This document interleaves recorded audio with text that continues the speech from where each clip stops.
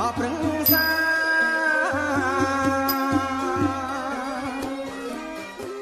សំតកាយសំដីហើយមកចាំងថ្លៃហើយសំប្រៃអប្រឹងសា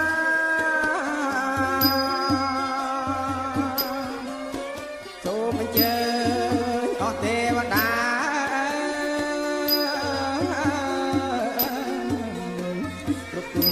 ទាំង8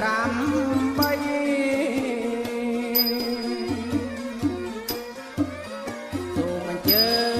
ញអស់ទេវតា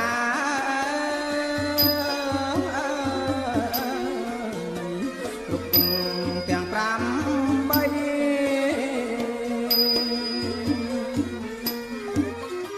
ព្រះហងហើយអស់ព្រះហើ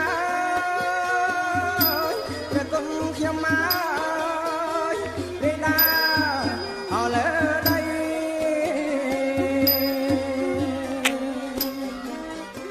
ព្រះហងហើយអស់ព្រះហើយព្រះគុណខ្ញុំមក